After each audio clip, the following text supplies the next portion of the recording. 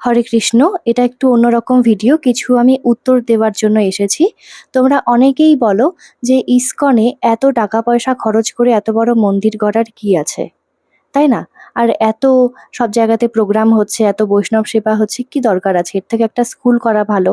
বাচ্চাদেরকে সেই মানে টাকা পয়সা দেওয়া ভালো। কোনো গ্রামে গিয়ে গরিব মানুষকে ফলমূল বা খাবার-দাবার কিনে দেওয়া ভালো। এত টাকা পয়সা ফালতু একটা মন্দিরের পেছনে দেওয়ার কি আছে? তো তাদের জন্য একটি আমি উত্তর এনেছি আমার তরফ থেকে, যে আমি কিছু গল্প বলবো, আমি একটা কাহিনী বলবো। সেই কাহিনী অনুযায়ী তোমরা বুঝবে যে আমরা ঠিক করছি না ভুল করছি। কাহিনীটা হচ্ছে এরকম, আমরা তো এসেছি ভগবান শ্রীকৃষ্ণের কাছ থেকে। আমাদের চুলের যে অগ্রভাগ রয়েছে, সেই অগ্রভাগকে যদি আমরা ১০,০০০ টা খণ্ডে বিভক্ত করি, সেই ১০,০০০ টা খণ্ডের একটা যে অংশ হবে, সেই অংশ হচ্ছি আমরা ভগবান শ্রীকৃষ্ণের কাছ থেকে এসেছি।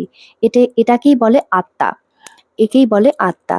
ভগবান শ্রীকৃষ্ণের অ্যা শরীরের অংশ হচ্ছি আমরা। মানে আত্মা। তো আমাদের আসল বাড়ি কোথায়? আমাদের কিন্তু আসল বাড়ি এই পৃথিবী না। আমাদের আসল বাড়ি ভগবানের চরণ। ঠিক আছে? মানে গোলক বৃন্দাবন বা বৈকুণ্ঠ ধাম। তোমরা যাই বলো। তো আমি এবার কাহিনীটা বলছি। একটা বাচ্চা ছেলে মেলাতে গিয়ে হারিয়ে গেছে।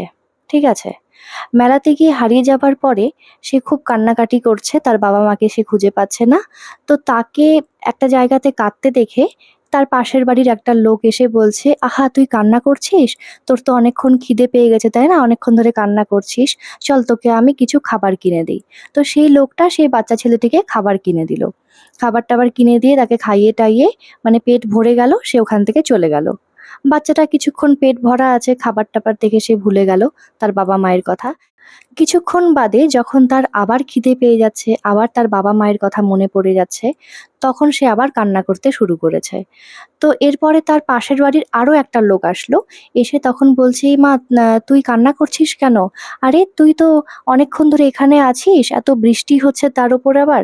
তুই তো ভিজে যাচ্ছিস, দাঁড়া।" তখন ওকে নিয়ে গিয়ে একটা শেল্টারে রাখলো। ঠিক আছে? একটা দোকান ঘর আছে, সেই শেল্টারে ওকে গিয়ে রাখলো।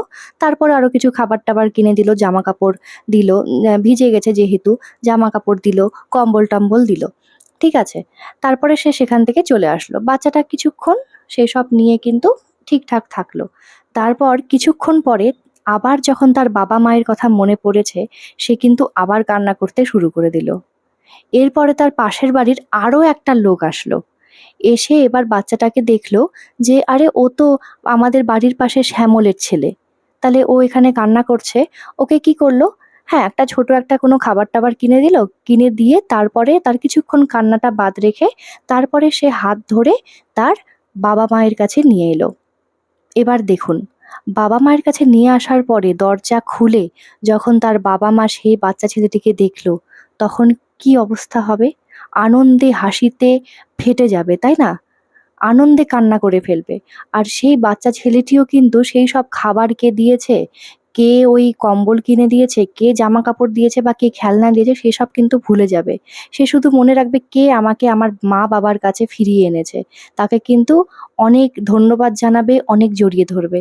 ঠিক তেমনভাবেই আমরা যারা কৃষ্ণ কেন্দ্রিকভাবে জীবনযাপন করি, আমরা যারা বলি আপনাদেরকে যে আপনারা কৃষ্ণের নাম করুন, একাদশী করুন, কৃষ্ণের নাম জপ করুন।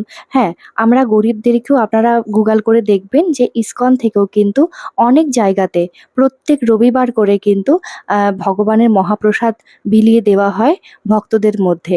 এছাড়াও মানে বিভিন্ন গ্রামে গ্রামে গিয়ে কিন্তু দেওয়া হয়। এছাড়াও নিজেরা নিজেদের মতো করে তারা টাকা কালেক্ট করে।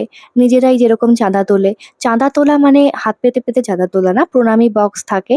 সেই প্রণামী বক্সে কেউ দান করে। সেই দানটা কিন্তু আ গরিবদের উদ্দেশ্যে, যারা দুস্থ ব্যক্তি আছে তাদের উদ্দেশ্যে কিন্তু দেওয়া হয়। আর সেটা কিন্তু কৃষ্ণকেন্দ্রিকভাবেই। ভগবানের মহাপ্রসাদই কিন্তু তাদেরকে নিয়ে গিয়ে দেওয়া হয়। এছাড়াও কোনো, কোনো ফ্যামিলিকে বিভিন্নভাবে কিন্তু সাহায্য করে। হ্যাঁ? এটা কিন্তু সমাজের একটা মানে কাজ, ঠিক আছে? আমরা এটা দান করছি সমাজের, ঠিক আছে? সমাজের কল্যাণ করছি। কিন্তু সেই মানুষটার আমরা কল্যাণ করছি কি? সেই মানুষটার যখন আবার সেই ১ কেজি চাল শেষ হয়ে যাবে, তারপরে সে কি করবে? সেইজন্যই আমাদের উদ্দেশ্য যে তার বাবা-মায়ের কাছে আমরা তাকে নিয়ে যাবো। আর আমাদের মাতা-পিতা কারা? ভগবান শ্রীকৃষ্ণ। সেজন্যই আমরা উনাদেরকে খাবারও দিই, আবার তার সাথে এটাও বলি তোমরা জপ করো, তোমরা ভগবানের নাম কীর্তন করো, যেভাবে ভগবানকে সন্তুষ্টি বিধান করা যায় সেই সব কাজে তোমরা রত থাকো, আর তাহলেই তোমরা তোমাদের নিজের বাড়িতে তোমরা যেতে পারবে। তো এটাই হচ্ছে তোমাদেরকে এই অ্যান্সারটা দিলাম। আশা করি তোমরা বুঝতে পেরেছো। তো সকলকে জানাই অনেক অনেক ধন্যবাদ। হরে কৃষ্ণ, ধন্যবাদ।